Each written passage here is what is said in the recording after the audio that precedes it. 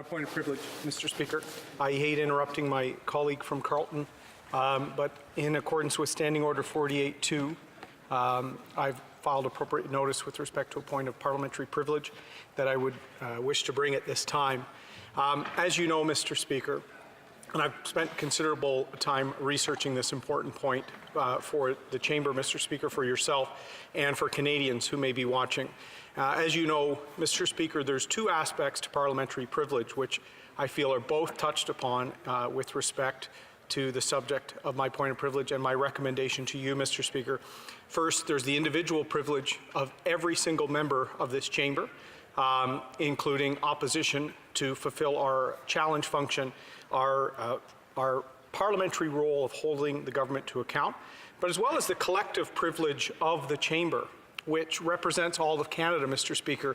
All members should be able to deliberate, legislate, and fulfill our parliamentary functions, whether on the front bench of the government side, or in the shadow minister's bench, or in the far corners where some former Liberals now sit, Mr. Speaker.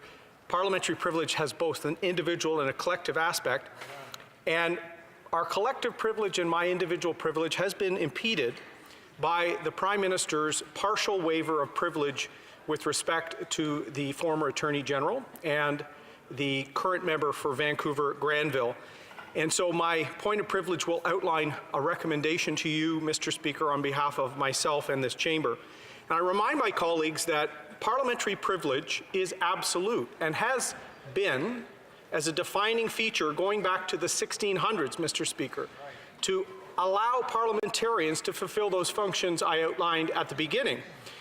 As Canada was created in 1867, the Constitution Act incorporated parliamentary privilege and its supremacy as part of our both written and unwritten Constitution, Mr. Speaker. This was affirmed by the Supreme Court of Canada in the New Brunswick Broadcasting decision decades ago.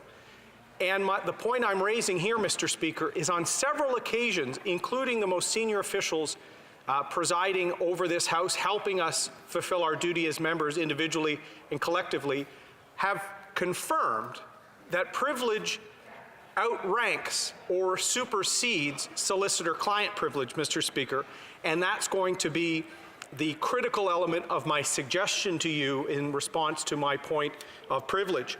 In fact, the first quote I would refer you and our table officers to, Mr. Speaker, is a quote from the parliamentary law clerk and parliamentary councillor Rob Walsh on November 4th, 2009, when he said this about balancing solicitor-client privilege considerations alongside the privilege of parliamentarians, Mr. Speaker. He said, "I feel I must respond to what Brigadier General Watkin was just saying about solicitor-client privilege. What he's saying relative to the obligation on lawyers as lawyers in the usual context in which lawyers operate is true. Solicitor-client privilege, in my view, is an important privilege. It is one the committee obviously should respect, but not necessarily be governed by. It is the principle that relates to the legal rights of people who are in that solicitor-client relationship. It's all designed for the benefit of the client, not the lawyer. It's to protect the client's rights from being prejudiced by the wrongful disclosure of information exchanged with a lawyer." He goes on to say, Mr. Speaker, but that's in the context of legal rights, legal proceedings. There are no legal rights at issue here with respect to parliamentary privilege and the right of parliamentarians. I'll continue. These are not legal proceedings. These are parliamentary proceedings. It is, in my view, open to the committee to seek answers from a lawyer appearing as a witness, notwithstanding this principle, end quote, Mr. Speaker.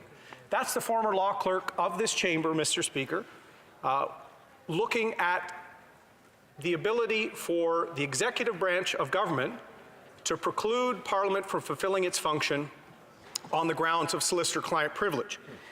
This determination by the former law clerk of Parliament, Mr. Speaker, was considered by Speaker Milliken in your chair many years ago in his April 27, 2010 decision with respect to the Afghan detainees. I'll quote again, "It is the view of the chair that accepting an unconditional authority of the executive to censor the information provided to Parliament would in fact jeopardize the very separation of powers that is purported to lie at the heart of our parliamentary system and the independence of its constituent parts, Mr. Speaker. So this matter has been considered in recent memory by your chair, Mr. Speaker, on advice of Mr. Walsh as clerk, confirming that solicitor-client privilege considerations, an important privilege, I say this as a lawyer, Mr. Speaker, do not outstrip the primacy of Parliament and the primary function of Parliament to fulfill the individual and collective role we have as parliamentarians. Therefore, solicitor-client privilege cannot bar the release of information, Mr. Speaker.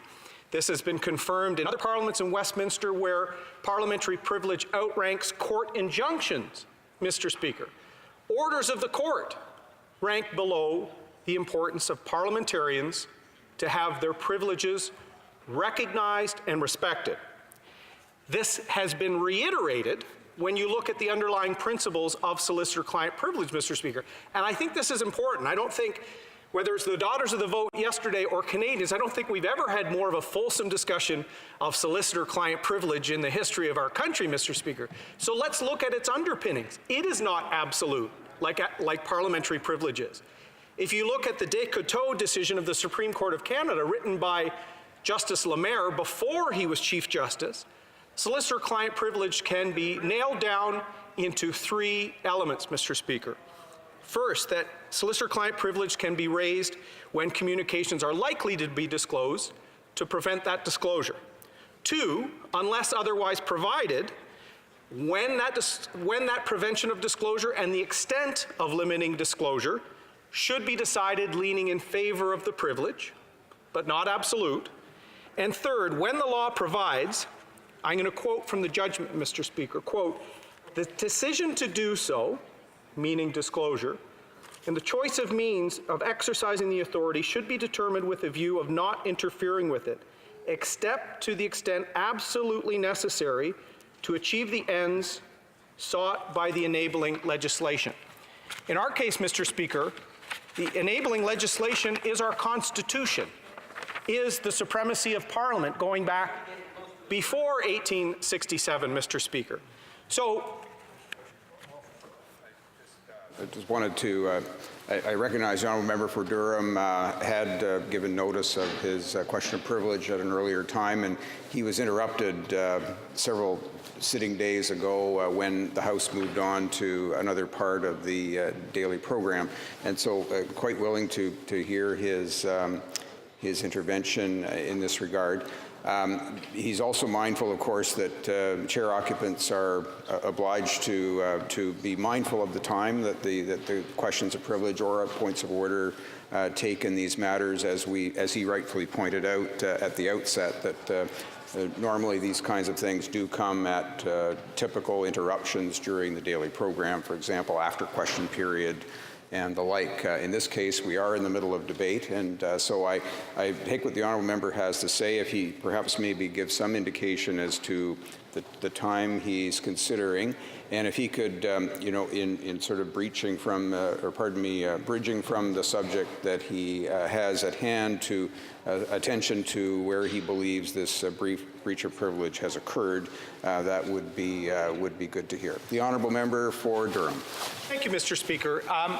Certainly, I was going to give more of an underpinning of the supremacy of parliamentary privilege with respect to the attempts by the executive to use solicitor-client privilege to fetter that absolute right. I will condense down to where I'm going in a few minutes of remaining time to show you, Mr. Speaker, and my friend, the Deputy House Leader from the Liberals, what the request to respect the individual and collective rights of parliamentarians should be. Particularly, my parliamentary privilege to fulfill my individual and collective function has been impeded by the Prime Minister's inappropriate use of solicitor-client privilege to bar full consideration of the facts underlying the SNC affair, the Shawcross Doctrine, and the crisis that has really gripped the government over the last 2 months, Mr. Speaker. And I'll narrow in now to be quick. When the Prime Minister yesterday, Mr. Speaker, said that he has provided this waiver, he said, I quote, yesterday in this chamber, we issued an unprecedented order in Council waiving solicitor-client privilege and cabinet confidence, allowing her to speak fully on the matter, end quote, Mr. Speaker. But that actually doesn't jive with the order in council he refers to, Mr. Speaker. And I'm happy to table this order in council afterwards, but it's 2019-0105, Mr. Speaker, where in two parts it is limited to, I quote, while she held that office, Mr. Speaker, in two different sections with respect to that waiver. It then goes on to say, quote, waiver does not extend to any information or communications between the former Attorney General and the Director of Public Prosecutions, end quote, Mr. Speaker. There hasn't been no full waiver here, Mr. Speaker. It is clear that the full waiver would include any conversations that might be bound by solicitor-client privilege after a cabinet shuffle. So the minister became the Minister of Veterans Affairs, a position I hold in very high regard as a former occupant of that position, Mr. Speaker, on January 14th. So between January 14th and on February 12th, when she resigned her role in cabinet, Mr. Speaker, a number of conversations were likely held. We know for a fact, Mr. Speaker, on February 11th, when the Prime Minister was in Vancouver, there was a discussion where he said the fact that the former Attorney General was still in cabinet showed, quote, full confidence, unquote, in the former Attorney General and hers in response, Mr. Speaker. She resigned the next day.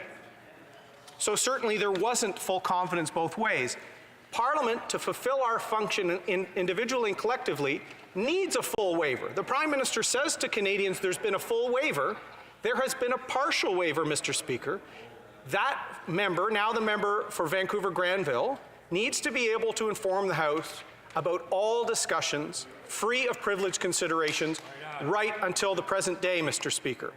And I'll put one more thing on the record because I think it's important to know when her own colleagues are suggesting she can come in here at any moment and just rise on a point of order. That member, the member for Vancouver Granville, has professional obligations as a lawyer, Mr. Speaker, where the Law Society of British Columbia, in the rules of practice at section 3.32 says, quote, a lawyer must not use or disclose a client's or former client's confidence information to the disadvantage of the client, end quote, Mr. Speaker. So that member, who's been seeking advice from a former Supreme Court Justice, Mr. Speaker, is taking both her Privy Council, her cabinet, and her professional obligations seriously, Mr. Speaker, at a time the Prime Minister suggests that he has provided full waiver. He used the word fully yesterday, Mr. Speaker. There is a month where clearly that waiver has not been provided. So for the Prime Minister to live up to the claim that he's provided the former Attorney General with full waiver, he needs to do exactly that, including conversations in Vancouver on February 11th, Mr. Speaker, because a lawyer has obligations to their client long after the client relationship ends, Mr. Speaker. The member from Vancouver Granville should not be forced to walk away from her professional obligations when the simplest answer, whenever there are solicitor-client considerations, is waiver of those protections by the client. And the Government of Canada, in this case, represented by the Prime Minister, Mr. Speaker. So what I'm asking you to do is a bit extraordinary, because I'm not asking you to find a prima facie finding and refer this to the Procedure and House Affairs Committee. Because, Mr. Speaker, my privilege has also been violated by the executive's use of committees, both justice and ethics, to circumvent or stall full explanation, full exploration, full deliberation of these events. So, Mr. Speaker, I take the extraordinary step to ask you, on behalf of all parliamentarians in our collective function, to invite the member from Vancouver Granville to speak fully on the record in this chamber, not burdened by any solicitor-client privileges, going all the way to the present day, Mr. Speaker. So any conversations, any continued pressure that happened after her shuffle to Veterans Affairs, if you give a declaratory judgment or a declaratory statement telling the member that parliamentary privilege supersedes any